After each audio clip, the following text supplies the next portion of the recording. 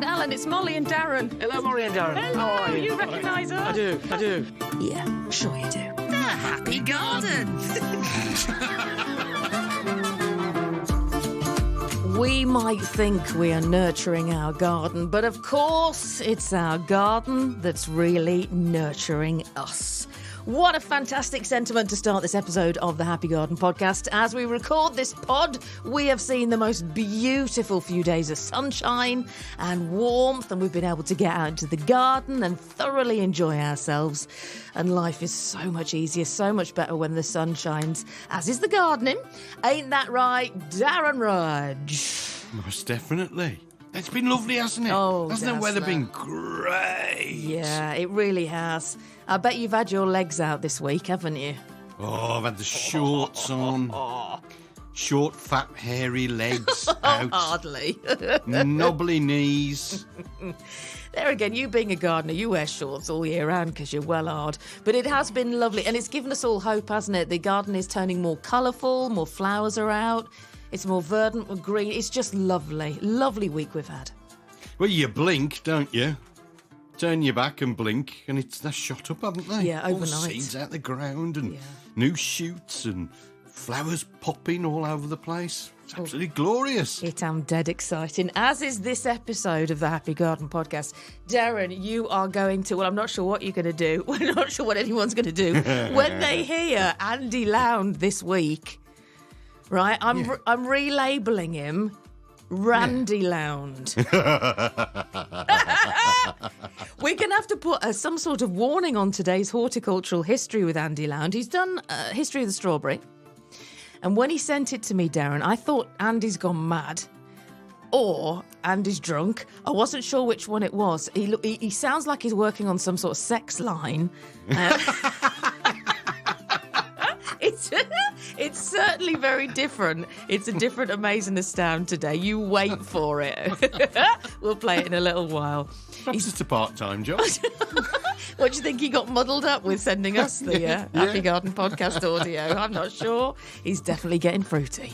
What are you doing today, Adaz? Well, I've got a money-saving tip. Why would you want furniture polish when you've got everything you could want in your bathroom, your bedroom, or your kitchen cupboards? Nice. And a little bit of vegetables and fruit to boot.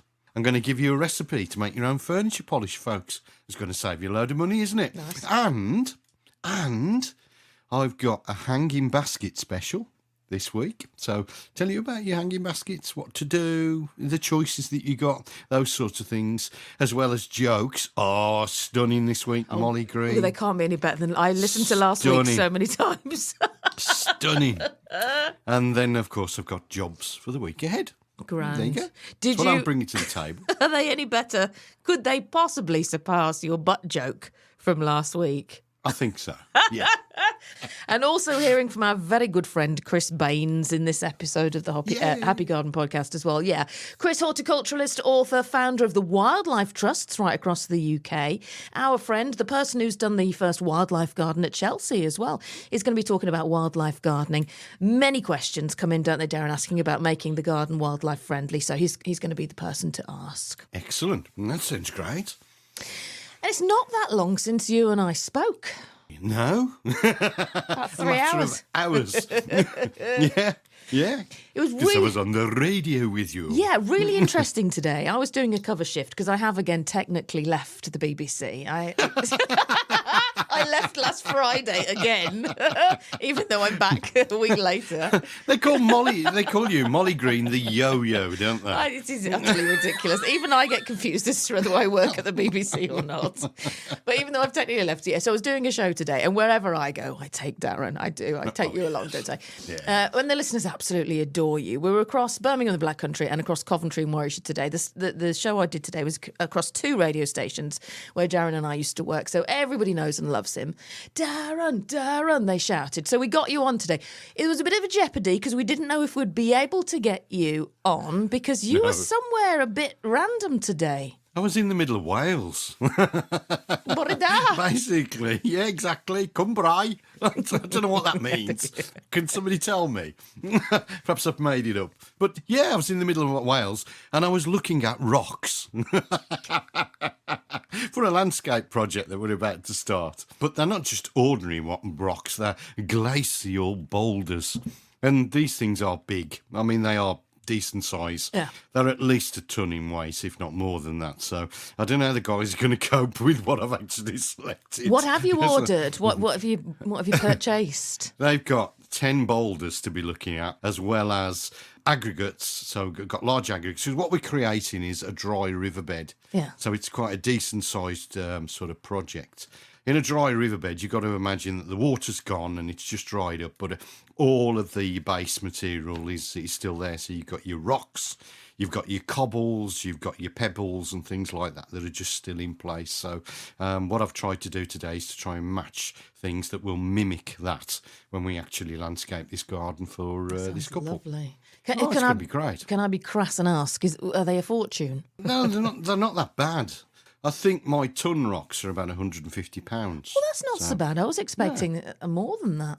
It's quite. This is why I go to my friend Clive in mid Wales because he's got to be 90 if he's a day, Molly. Oh, love him. And he's lovely, and he's the salt of the earth, and he just loves rocks. I mean, he's got a farm, it's his acreage, and there's just stuff everywhere. And I will post some pictures on the Happy Garden Podcast Facebook page, and I'll show you. I mean, there's literally fields full of this stuff. Fields and fields. And there are things that are cut. So he's got machines there that will cut stone. They polish the stone.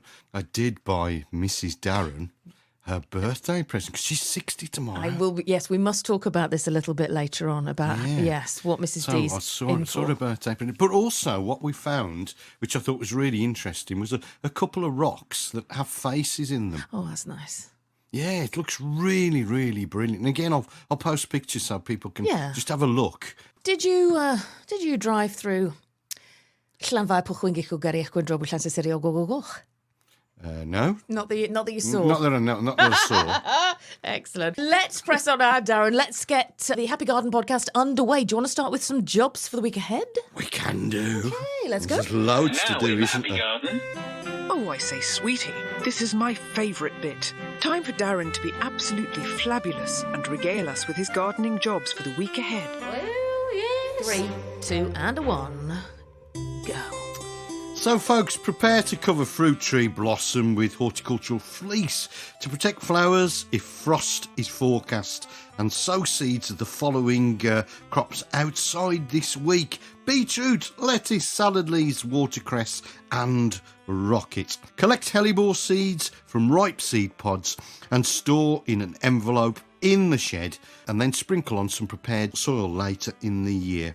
Invest in an extra compost bin, folks, because there's never enough room for you to actually compost the material that you make from your garden spaces. And check your RCD works on your outdoor power tools, such as your lawnmower and your head cutters. Remember, it'll save your life if you happen to cut through that cable. With your head cutters. Did I say You said head cutters. Did I say head cutters? I'm calling Rosper. I love you.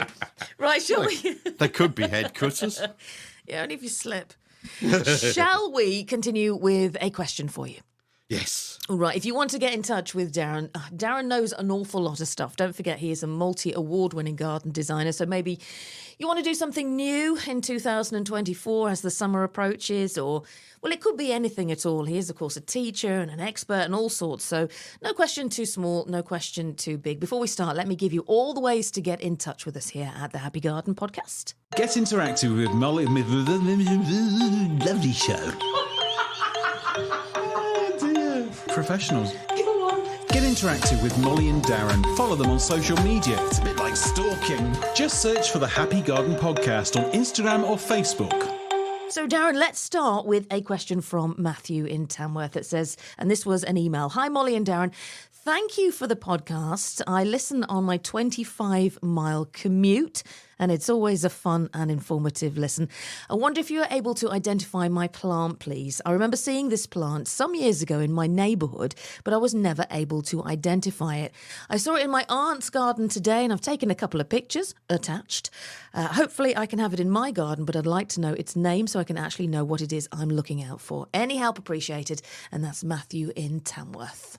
Well, Matthew, what a wonderful plant it is. It's cornflower, that's what it is. Its Latin name is Centuria cyanus.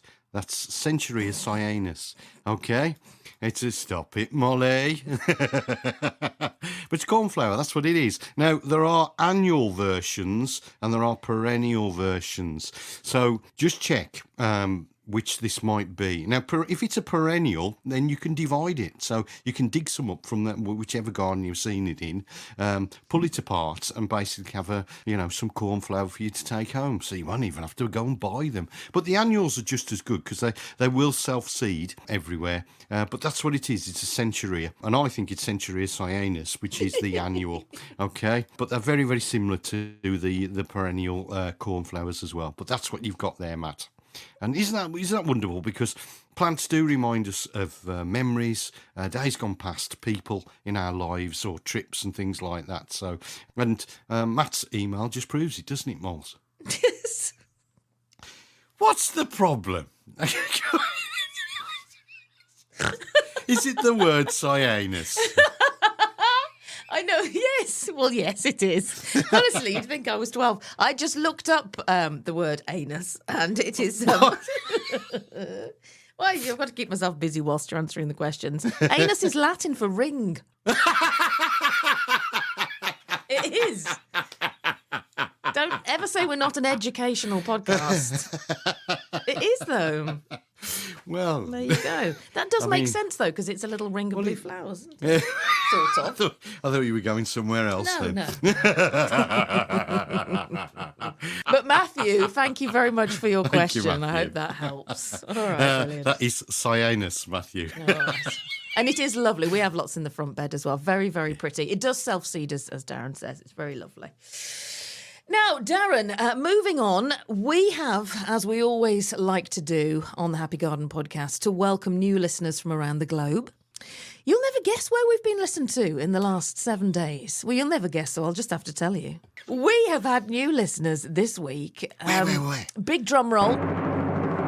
We, Darren, this week have been quite big in Botswana. Wow. I know. Oh, God. Botswana. You're joking. No. Isn't that incredible? I would love, if you are listening in Botswana, I and Darren would love to know about your garden and gardening in Botswana. Yeah. It'd be very, very different from here in the UK, obviously.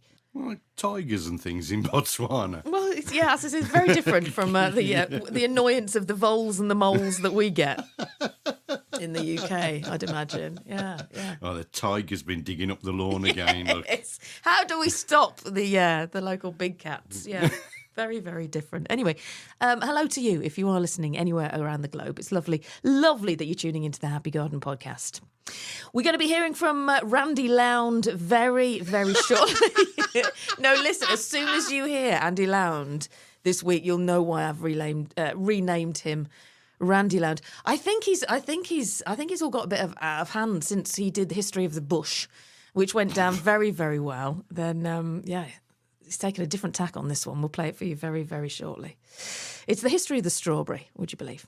First up, though, here is my chat with the lovely Chris Baines, which is very well timed, actually, because it was National Hedgehog Week, 5th to the 11th of May, and lots of you ask how to keep hedgehogs, how to sort of encourage them to the garden and keep them coming through.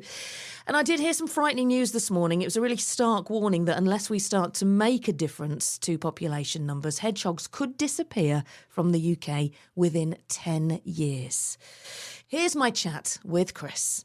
One of the main questions we get, Chris, is how, I've moved or I've got a blank canvas. How do I make my garden wildlife friendly? You are the perfect person to ask.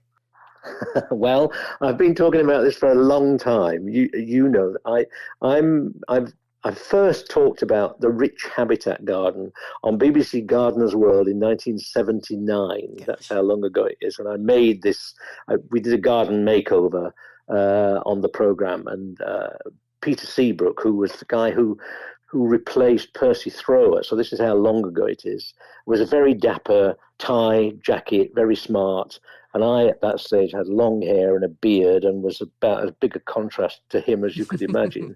And I designed this garden, and he said, "What's the idea of this garden then, Chris?" And I said, "Well, I want to attract as much wildlife as possible." And he just looked at me and said, "And you really think Britain's gardeners are going to be interested in that?" And that was 1979. And in 1985, I made the very first wildlife garden at Chelsea Flower Show. And the Royal Horticultural Society was so confused by the idea that on my Chelsea medal, it says on the back of it, it says to J.C. Baines for his wildfire garden. Yeah, they didn't get it. Because they couldn't get their head around the idea that you could have wildlife and garden in the same sentence. And now, 40 years later nearly, the RHS have published my book about how to make a wildlife garden as an RHS companion, a kind of gardening classic. So in that nearly 40 years since Chelsea, the RHS has really come to understand that people love to hear the bird song in their garden. They want to do something for bumblebees and butterflies and frogs and all the other things that are really struggling in the wider countryside, but that can be given a helping hand in our gardens. You and the King And we're shouting about this, as you say, so long ago, trailblazing. Yeah. Well, yeah. I mean, he learned everything he knows from me, of course, as you probably realise. Obviously, Chris, I'll obviously. finish up in the tower now. But I think there's lots of mythology around it as well. I mean, people think that this is all about neglect and abandonment, and if you let the nettles grow in your garden, everything will be wonderful.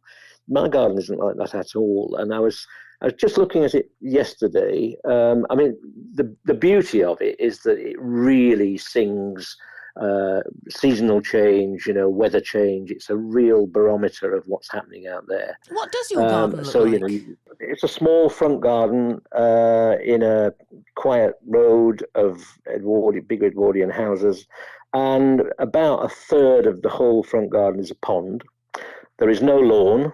The rest of it is tightly packed with plants. But I was looking specifically yesterday and thinking, people think, native wildflowers have no place in gardens. Well, my garden's a mixture. I'm a horticulturalist originally, so I love growing garden plants, Michaelmas daisies in the autumn, that kind of thing. But at this time of year, I was just looking, and there, right by the front gate, there is a plant called Daphne mezereum, a very posh name, but it's a native evergreen shrub with the most fantastic perfumed flowers. And I've seen it growing wild in a few woodlands in Kent, on chalk woodlands. By my gate, it's kind of 3 feet high and full of really strongly perfumed flowers at the moment. And then underneath that, there's a whole carpet of woodruff, which is another really nice perfumed woodland plant. Primroses everywhere that are just coming to an end, and lily of the valley, another native plant that's just coming into flower with a fantastic perfume. Lots of people have lily of the valley in their wedding bouquets at this time of year because the perfume is so beautiful. And then on the other side of the path, there's a bird cherry, Prunus pedis, which again has a glorious perfume. And through the hedge, I've got honeysuckle, which is not in flower yet, but just native honeysuckle, right up 10 feet up into the holly bushes, which will fill the evening air with perfume later on. And that's just a tiny collection of native plants sitting amongst all the other garden flowers.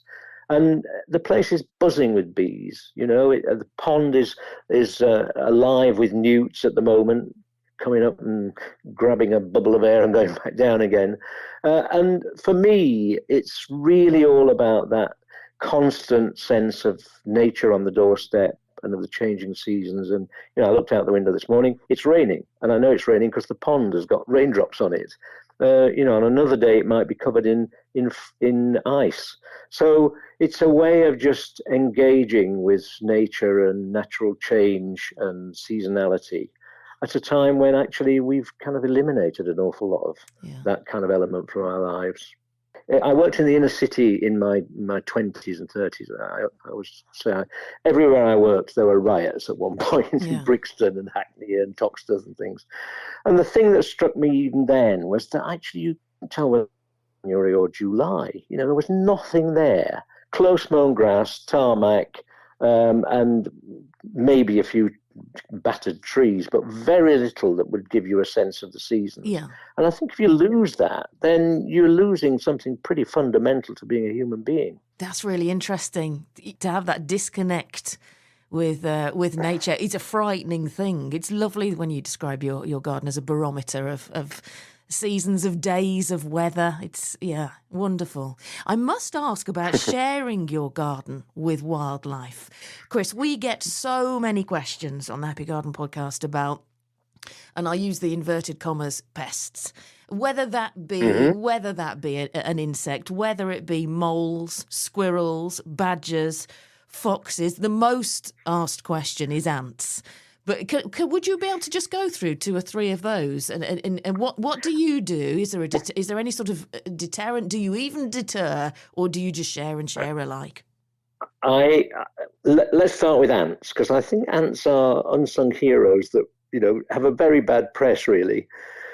The reason my garden is carpeted with primroses at the moment is not because I've planted primroses everywhere. It's because the ants have carried the primrose seeds from one plant to another place, and each primrose seed has a little white speck of something that the ants really like. So the ants are collecting the seeds, carrying them off, feeding on this little speck of white sugary material, I guess it is, and leaving the seed behind. And so my primroses have spread from one small patch to the whole garden in the last 10, 15 years, I suppose, entirely thanks to the ants. So ants are good things. They're not terribly good in your sugar bowl, but beyond that, in the garden, they're helping to aerate the ground. They're very much clearing up the leaf debris, and they're composters essentially. So they're a part of a whole natural process. They're also key food for quite a lot of the birds that we do enjoy. I mean, most spectacularly, green woodpeckers feed almost entirely on ants. We don't get a lot of those unless you've got a very big garden, but lots of other birds will be feeding on ants as well. So they're part of a natural balance. And I think with all of the things that people worry about, if you disturb the balance, then it bites you back, if you like. And we live by and large in a very disturbed and unbalanced kind of environment. So the reason that urban foxes are doing so brilliantly is because we throw so much waste food away. They're scavengers essentially. They're not out there hunting down rabbits or even cats. They're actually eating thrown away pizzas and hamburgers and things. And so we're living in a completely distorted kind of environment, and not surprisingly, that throws up kind of extremes, if you like. And then the weather can have a bearing on things like slugs. Slugs this spring have been extraordinarily problematic. I mean, to the extent that lots of those primroses I've been talking about have nibbled petals, and the daffodils that have been coming up over the last few weeks, but by the time the flower opens, it's already been eaten by slugs. Now, I've never seen that before, but that's all a kind of a response to extreme weather patterns. The wetness of the last few months has just been biblical because it's so wet. So not surprisingly, you get these ebbs and flows. But most people I talk to who kind of take a deep breath and say, I'm not going to use pesticides in my garden, the wildlife is more important to me than that, will tell me over and over again that for the first year or two, there's a kind of teething period when you get a plague of greenfly or you get an awful lot. And then very quickly, within a season or two, you get to a natural balance and those plagues just stop happening. Chris Baines, our very good friend Chris Baines, and we'll have him in weeks coming as well on the Happy Garden podcast. I know he wants to talk about Chelsea, wants to talk about ants. A lot of you talk about ants in the garden, so we'll hear from Chris in weeks to come. You got your window open? Yeah. It's hot though, isn't it? That was the police car that went past, and I'm glad it went past. Be disconcerting if the sirens stopped outside. Got the curtains closed. There's quite a horde of people outside watching me broadcast today. Oh, right, okay. Yeah, Has Raz been down yet, the ice cream man? No, not yet. No, I think he'll turn up. We'll hear him at some point. Quite shortly. But I mean, they're 9 deep outside this window. Semicircle. Yeah, semicircle. Yeah. Oh, bless you, Darren. Talking about the fact it is hot, as you and I were saying before we started recording the pod, and it is, and we've been moaning about the rain for a good 9 months now.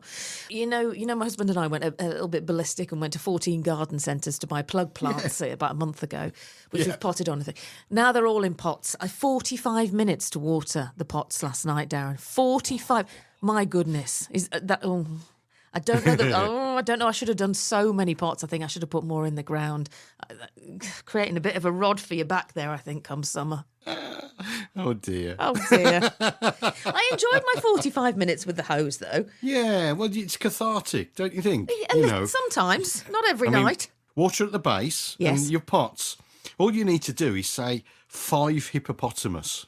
And that's your pot watered. Okay. Yeah, okay. Yeah. And any new plantings that you've got in the ground, folks, you say 5 hippopotamus. You don't just say 5 hippopotamus. You say 1 hippopotamus, 2, hippopotamus 5 times. Okay? And that will give your plants enough water without you wasting water from the hose pipe if you're using hose pipe. I did think I'm going to have to try and find saucers or trays for a lot of them, which will help, won't it? Put some pebbles in, and then you increase the humidity around them, and they will actually water themselves. But don't let them dry out. That's the big thing, because once compost is dry, it's really difficult to re-wet. Yeah, and I'll be covering this in my hanging basket special, which we'll do a little bit later on. And also, I'm sure, we should do a pot special as well, maybe one week coming up. Talking about mulching and putting old jeans and stuff, mulching basically. There's lots of stuff you can do, isn't there, to sort of reduce watering. So stick that down in your book, pot special. Okay, I'll write it down now. Shall we get Randy Lound on? Yeah, let's get Randy Lound on. I'm ready. Brace yourselves.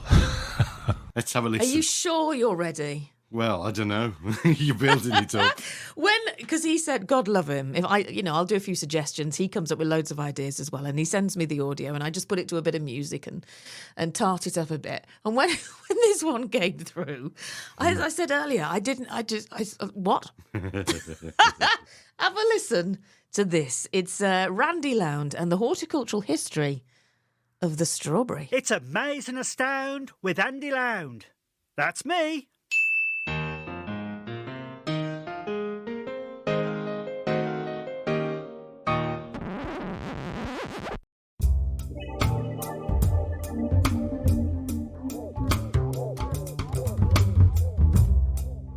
Hello, Molly and Darren.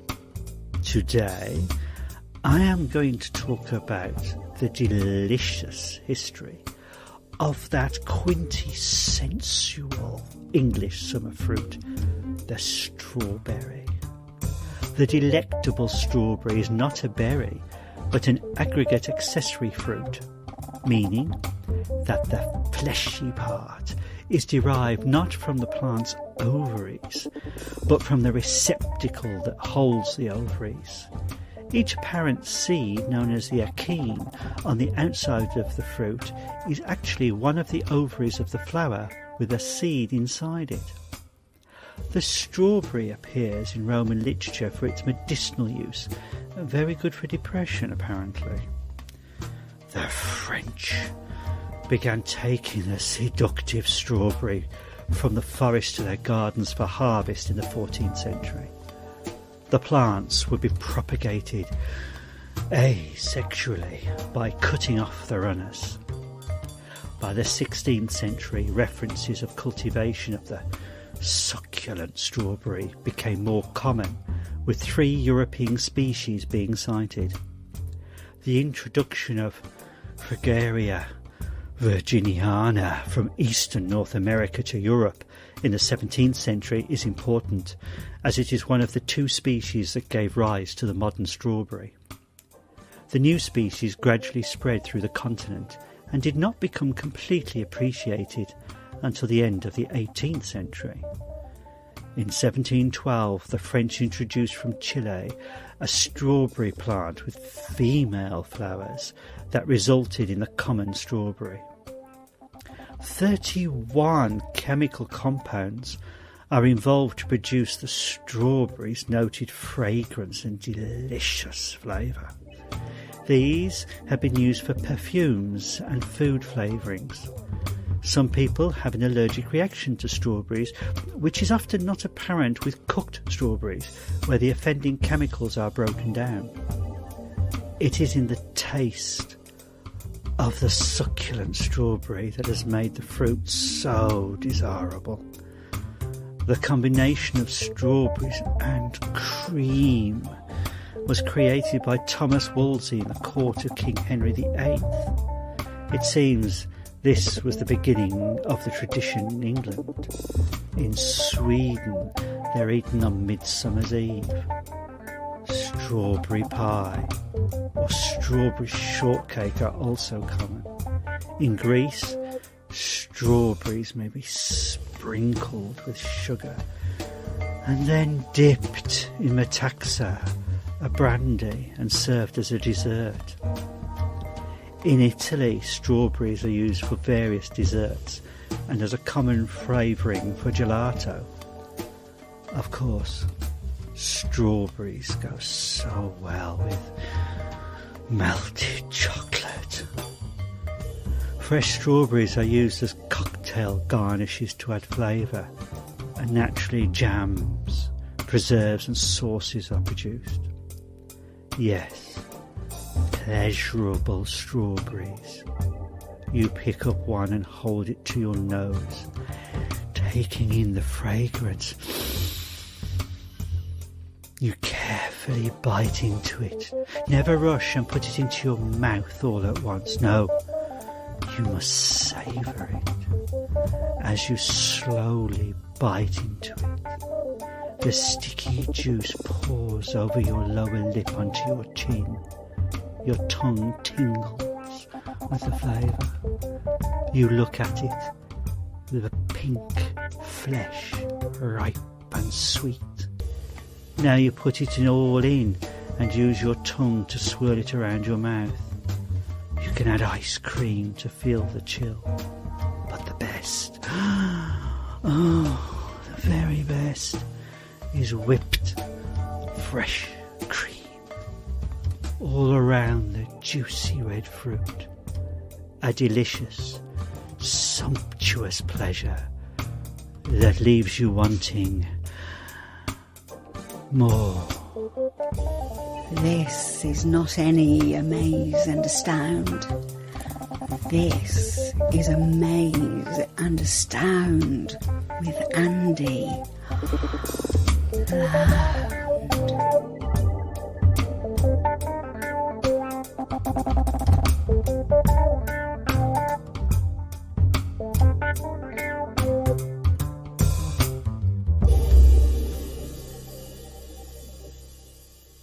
What the actual hell?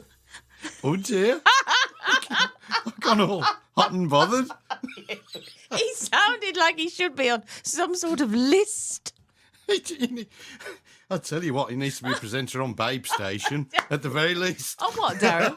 Babe Station. What's that? Not that I don't know. No. It's a station for babies. I laughed till my sides hurt when I heard that. What honestly, on? especially towards the end where he was describing and manipulating with his tongue. Oh, he needs to get a room, really. God love him. And it was the woman on the end. I don't know who she was. She was fantastic. She'd obviously got a punnet or two. I tell you, that made my day when that popped into my inbox. Andy Lound, or Randy as we're calling you, Lound at the moment. Fantastic. Wonderful. Absolutely. Well done, Andy. I think that deserves a round of applause, doesn't it? Yeah. That was equal to the bush. Yeah, definitely. I think it was slightly better. Well, don't forget, we've got history of the box up our sleeves as well. That's already recorded. the thing is, we might have complaints because there are people that listen to us with heart conditions, and that might just have tipped them over the edge. It was very sexy, wasn't it? I say. Randy Lound. I think it's, I'm looking at my board here, I think it's History of the Shed maybe next week. I think we're back. It's a bit of a come Yeah, I'm down, going to isn't say, it? yeah, back to reality next week, perhaps. Wonderful. Andy, thank you. Right, let's get some adverts now on the Happy Garden podcast. Stay exactly where you are. Oh, God, we need to do a lot of Darren's horticultural furniture. We've got hanging basket special, gardening jokes, and lots more of your questions for our Dazzler as well. We'll see you in just 2 ticks.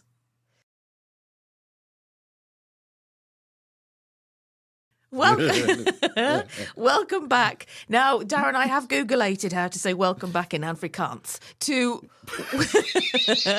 welcome our listeners in Botswana.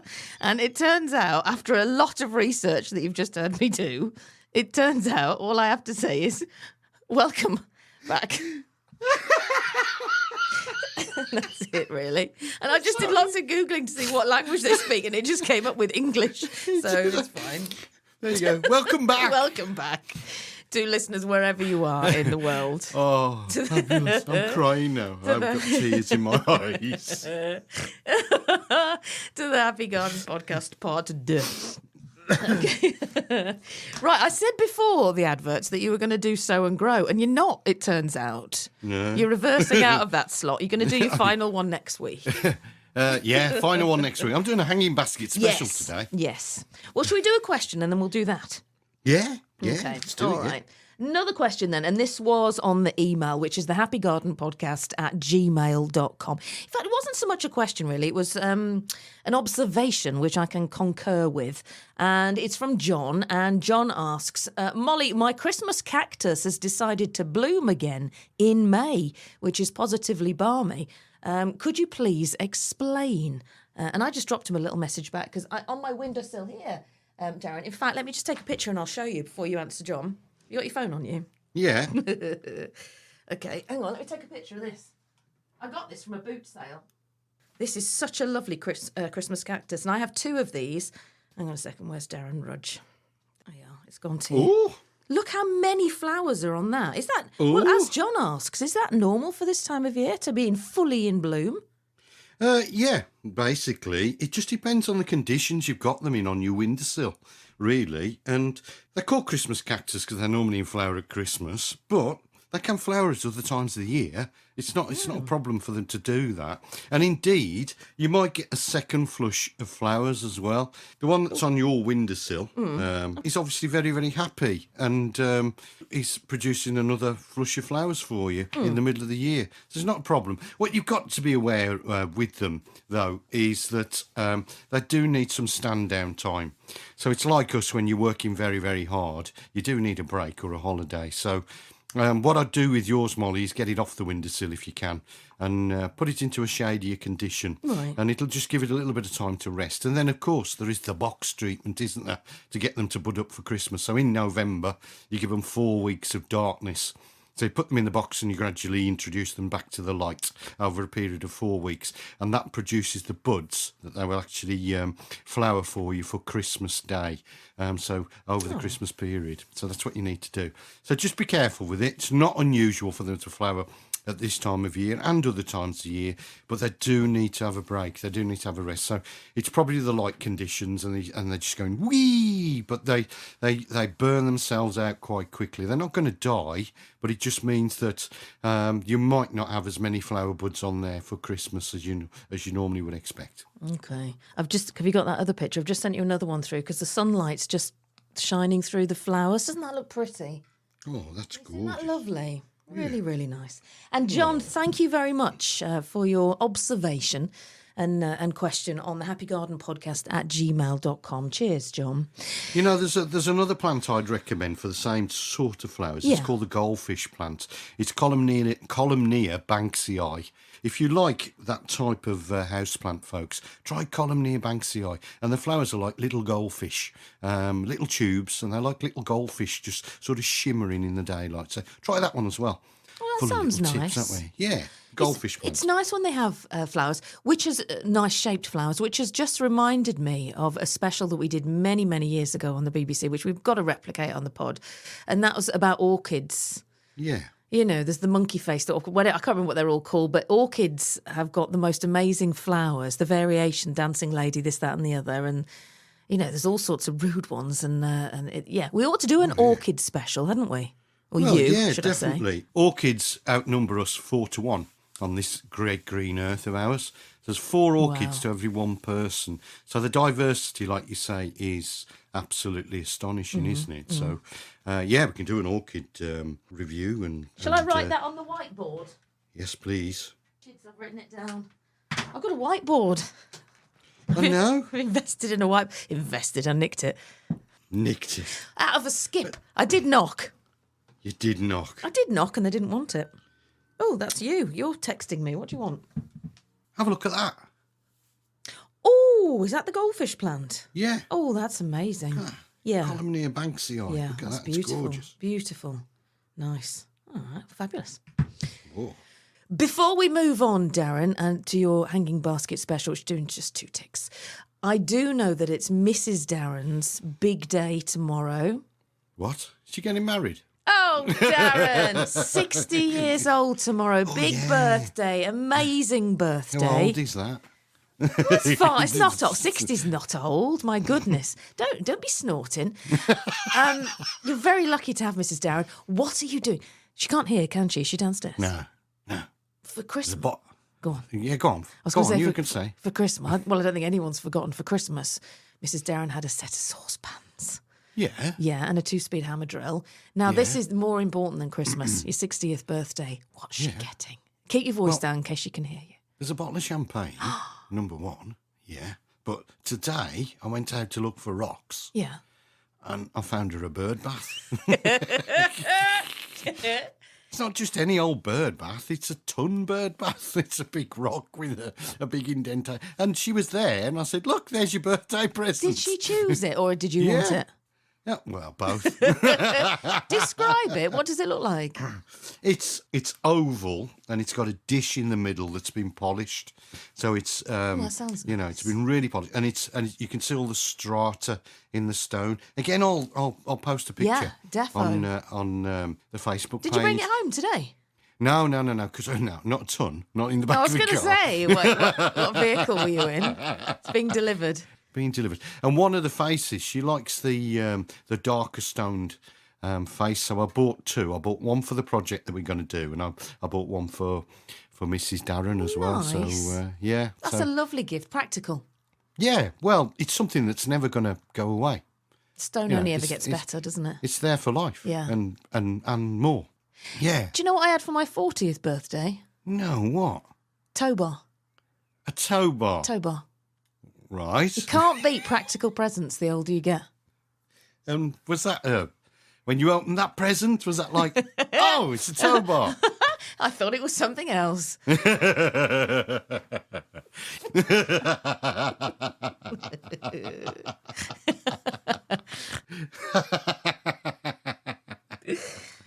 Oh, dear. It's too hot. Go on, what are you going to say? You meant what?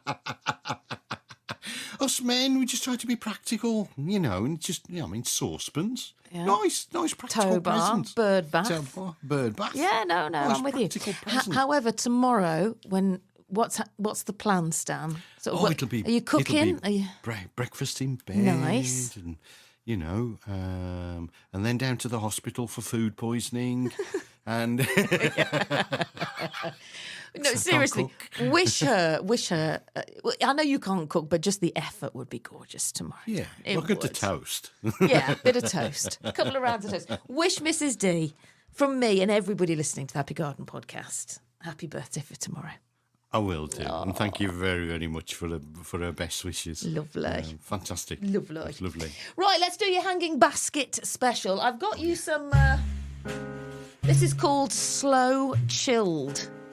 Okay. That's the title of this music. So if you want to do a slow and chilled out hanging basket special, Darren, away you go. Yeah. Well, we're almost back to Andy Lound, aren't we, folks? Yeah. Well, there's certain things to consider when you're making hanging baskets, and these are the things I'm just going to run through, folks. And I've got about 6 or 7 points to actually make a point of. And the first point is, where do you hang your baskets? And it sounds like a really, really sort of simple thing to say, but, you know, are they up high or are they down low? You know, if they're up high, it's no good putting things in that are going to look absolutely superb by standing up. You really need training things in there. And if they're down low for people to look into the basket, then again, you know, you can pop your upright things as well as your training things into the basket. And I think younger people have really got into hanging baskets and patio pots because it's a way they can actually garden with the smaller spaces that they've actually got. And depending on what type of basket you actually go for, you know, you can really influence the flavour and the feel and the theme of your property. So, are you a traditionalist like me? Are you a wire basket person? Or do you have raffia cones? Okay, they're a bit posh, aren't they? Have you seen those horns that you can buy? Do you have your hay racks and things like that? So, whole range of things. You can go for plastic and self-watering baskets. But as I've said, I'm a bit of a traditionalist and I still like the wire basket.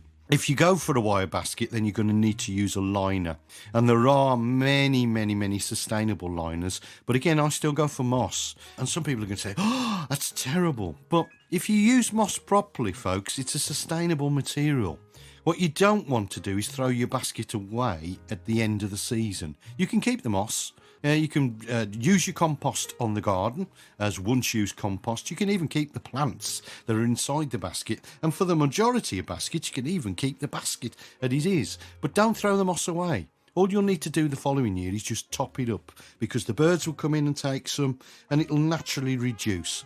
Now, moss is only there to look pretty, really. It doesn't do much more than that.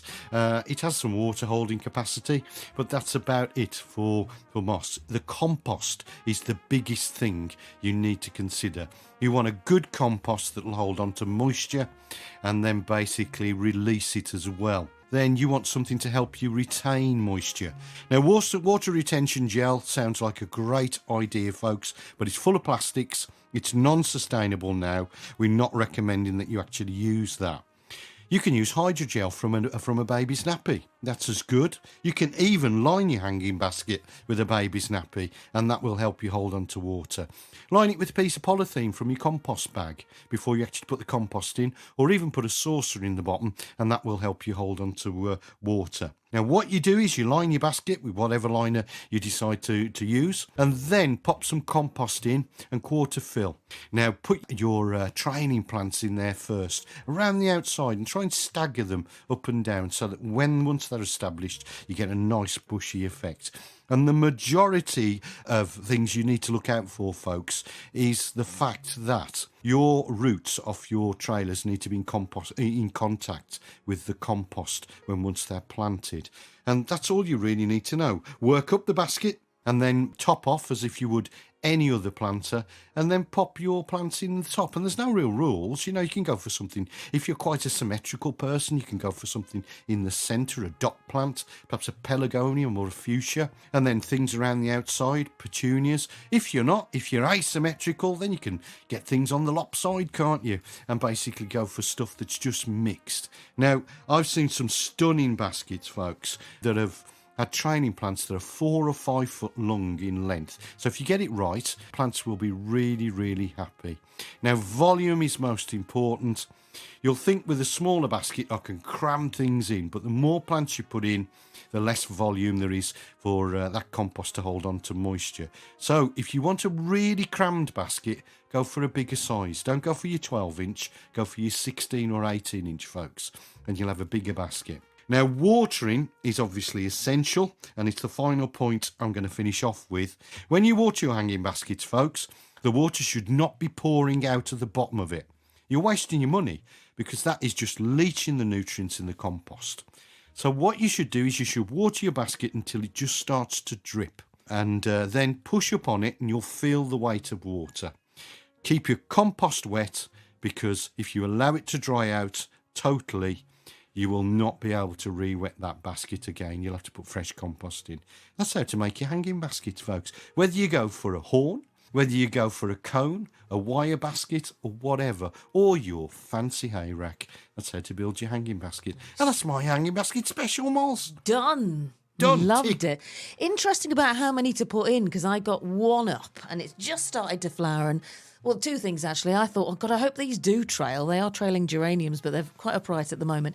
But then secondly, I thought, well, how many do you put in? Because they're sort of they're out of 3-inch pots. I don't know how many inches my basket is, to be honest. It's quite a big one. But I thought, I don't know, I've probably put maybe 6 in. Yeah, 6 is about right It around the is. outside. Yeah, so we'd say 6 around the outside. Yeah. And then in the basket itself, you might do 5 as an outer ring, and then something like 4 and 1 in the centre. And that gives you a really lush-looking basket. And that's all you need, really. Do you know what I didn't do and I should have done? I think, well, with your advice, in hindsight, and if I do another one, these 6 on the outer, should I have angled those? They'll naturally drop, so that doesn't really matter too Okay. much. The gravity will take them. Apart from when people use lobelia that's bedding and not trailing. And you can always see that because gravity doesn't take them, they grow upwards. So, Will that be labelled clearly in the yeah, it should nursery be. or garden yeah, centre? yeah. Or depending on the cultivar you actually buy, you'll know the difference between trailing and bedding. Don't buy bedding lobelia to pop in the side of your I basket think I have. because it will grow Up. upwards.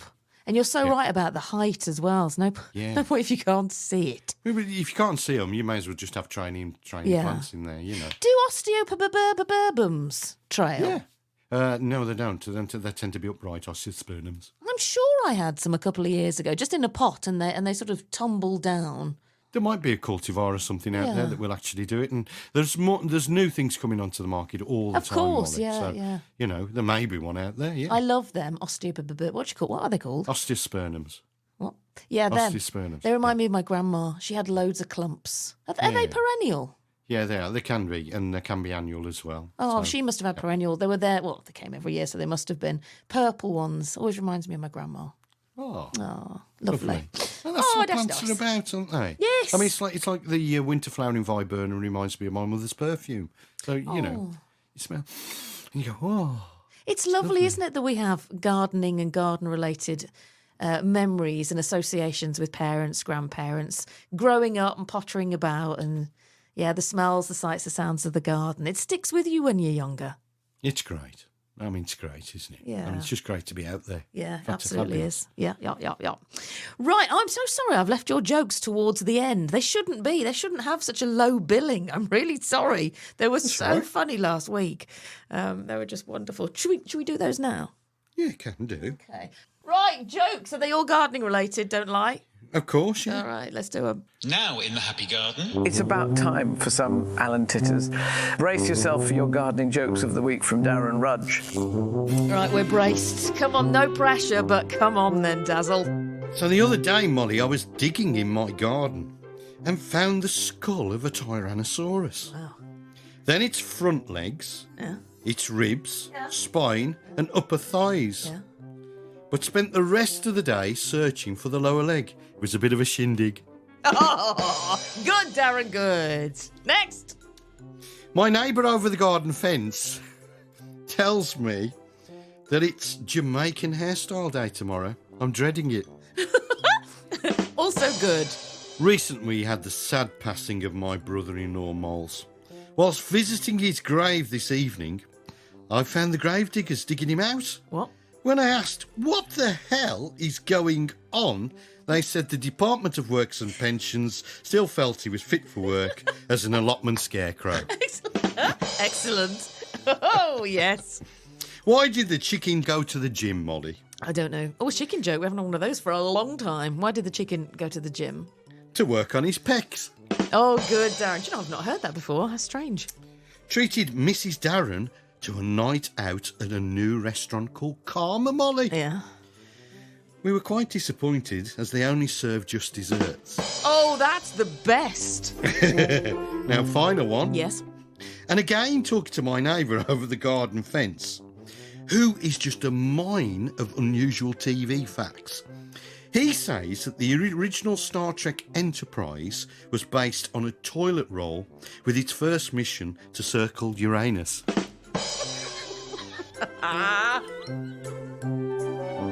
Very good, Darren. Very good. Boom! Yeah, boom. Latter two, very, very good. Quite pleased with you on that count, Darren. Good. Good. How many are we going to have for next week to kick off the show? 7. Oh, that might be too much, Darren. 6. 5. 5. Yeah. All right, then. 4. 4. 3. No, 5 would be lovely. All right, Ace. Enjoyed that.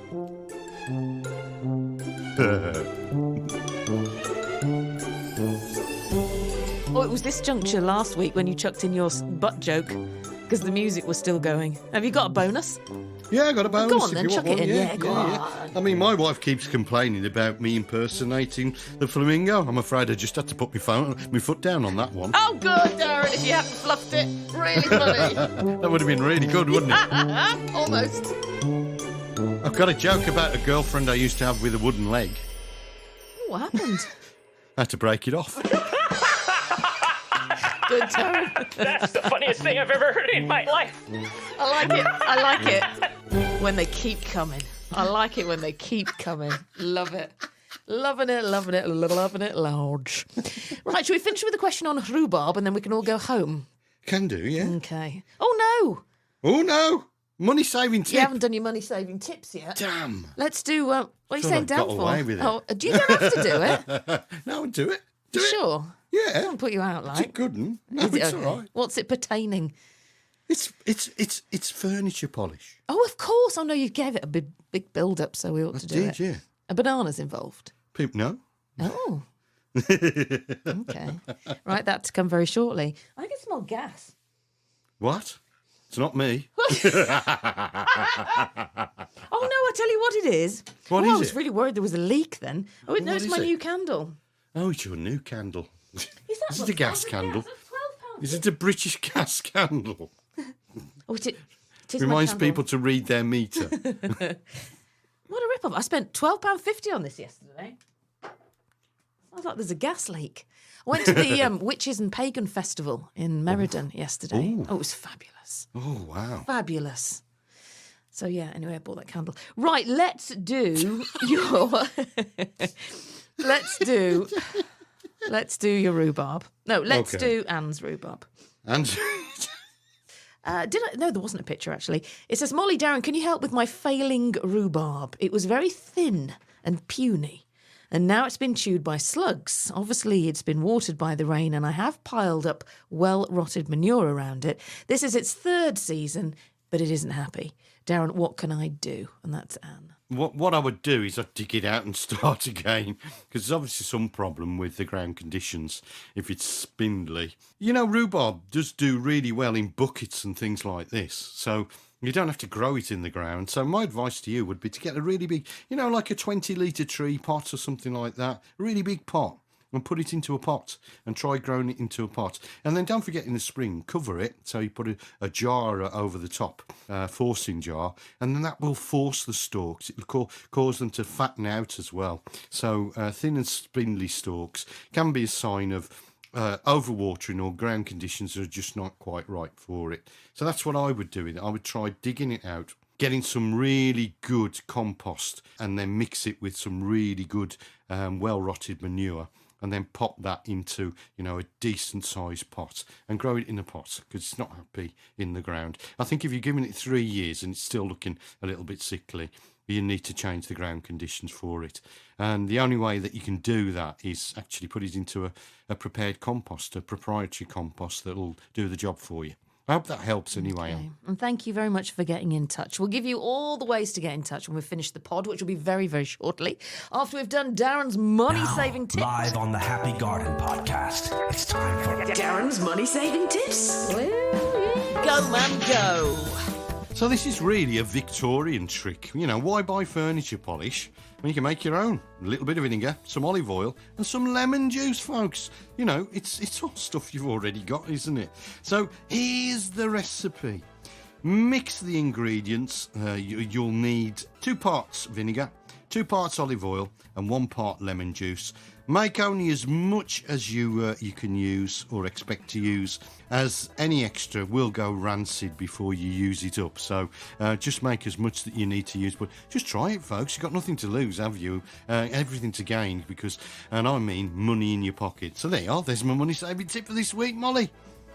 Good. Well, yeah. Darren's money saving tips. Boom, as Darren would say. Good. Good. Nearly done. Nearly done. Nearly done. Blimey. Long day today, huh? Up at 6 in Wales for 8:30. Talking to you at 12:10. Yeah. Been busy, hasn't it? It has been a busy one. Driving home. It's good, though, when you've been busy. M54 closed. Yeah, I forgot to tell you about Sitting in that. the traffic jam for 2... Sorry, am I going on? Bit. It's been a busy day. It has. What time is it now? 6:15. What are you going to be doing when we're done? Have you eaten yet? Yeah, I've eaten, and I've got to do a boring study pack. Well, you I'm haven't sorry. finished yet. I haven't finished teaching yet. I've got to do a boring study pack, and that will mean I'm going to be up till about 10, 12 o'clock tonight. Oh, gosh. Oh, love you.